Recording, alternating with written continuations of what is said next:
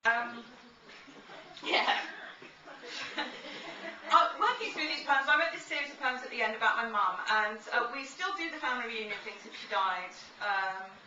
And I spoke to my sister a couple of years ago, and I was working these poems, and she asked me what I was working on. I said, I'm writing about mum. I said, I seem to have managed to find some kind of degree of acceptance about her death. And as soon as I said that word, her eyes filled with tears, and she had to go for a very long walk. And I came back and I wrote this poem for my sister, and as a result of that response.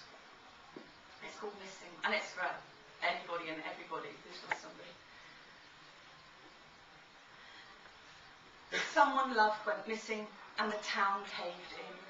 Waiters stormed from restaurants, ladies drank gin, meters folded handkerchiefs before they filled the street and crumpled into lily blossoms littered at our feet. Diaries were emptied, people took the stairs, and no one dared to breathe the air in case it wasn't theirs. Teachers cried in staff rooms, doctors took to bed, telephones were wrung from walls, letters lay unread, and all the life we could stand was swallowed like a pill. A town called acceptance, population nil. Someone loved went missing, and the shop front shut, flowered with graffiti exposing its butt, so we couldn't buy a paper and wouldn't want to read 1,000 other towns like ours had not been so bereaved. No one's loss as big as ours, no one's as keen, and no one that we recognised where once our love had been. No one cared what happened next, so everyone went home. Women turned to water, men turned to stone, siblings turned to alcohol and wearing out their shoes. A town called acceptance, home of the blues. Someone loved went missing, and the night stayed black. Constellations circled round the sky untracked. The moon built up and melted, a candle in the neck of all our bottled emptiness. What could we expect but sobbing from the children's rooms, the dissonance of loss, its sorrow drifting sorry miles across the fields of frost? And very little else was heard. Mothers wept alone, silence wrapped like bandages around the wounded homes whose sleep was broken up by ghosts or endless hours awake. A town called acceptance, rumour or fake. Someone loved went missing, and we learnt to endure. The glass fronts of our porches looking faintly insecure and frightened of the gentle chink as midnight lifts the latch. The word is always missing, as if they might be back. But we're the ones left missing, with bits of us locked off or not at home or shut up with the photos in the loft. The key is on the inside. The coat is on the rack. You only have to see that there's no art to wearing black, and step into the clueless light of ever-burning sun. A town called acceptance, population 1.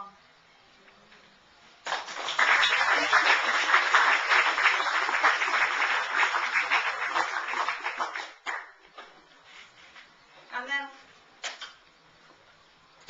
having told myself that I was at a point of acceptance, I got woken up in the middle of the night by this poem. So it's followed on directly in the writing. So it's a very little thing, but it's called The Recovered. There's a massive group of people in there that walked in.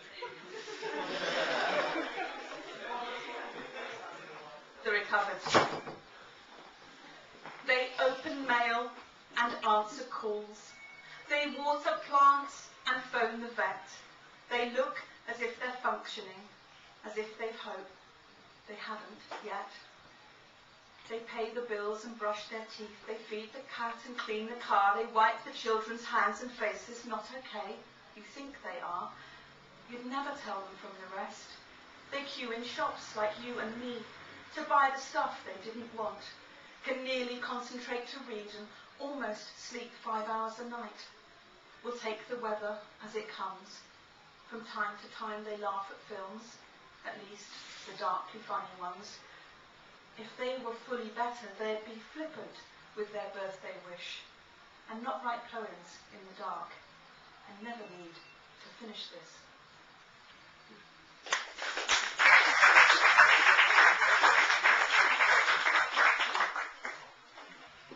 Okay, so this is the last one. This is the title poem, the first poem in the book, the first poem that I wrote for the book, pretty much. Trying to get around to writing about my mum and ended up writing something about handkerchiefs. I see the handkerchiefs are coming out there.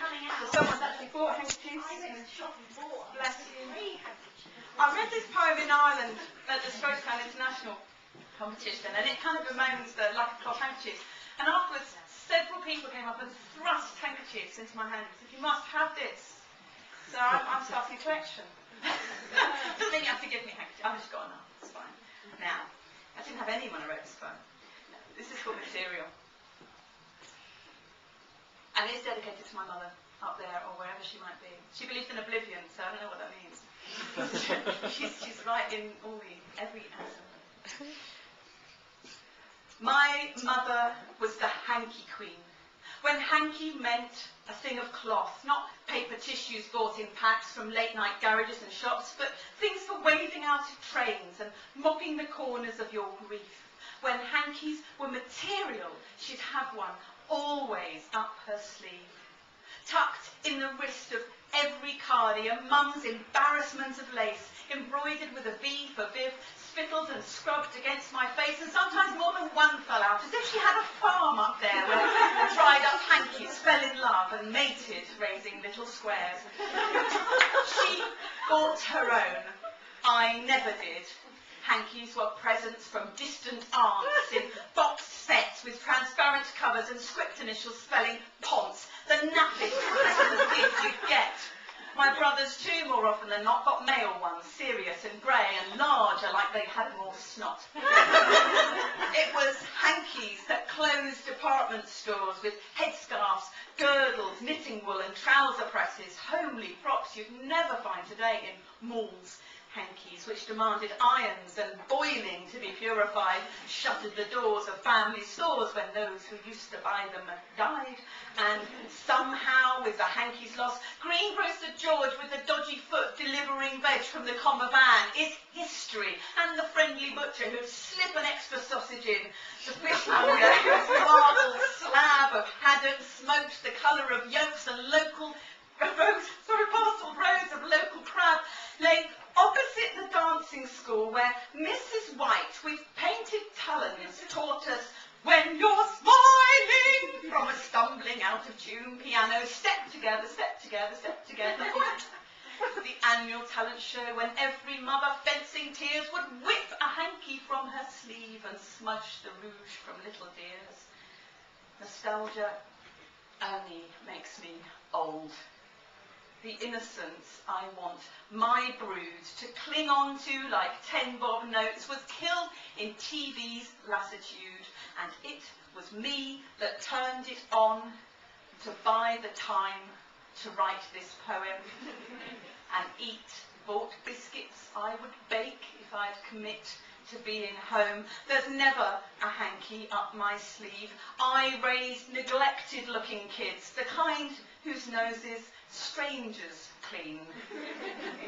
What awkwardness in me forbids me to keep some tissues in my bag when handy packs are 50p. I miss material handkerchiefs. They're soft and hidden history, but it isn't mine. I'll let it go. My mother too, eventually, who died not leaving handkerchiefs, but tissues and uncertainty, and she would say, should I complain of the scratchy and disposable, that this is your material to do with, daughter, as you will.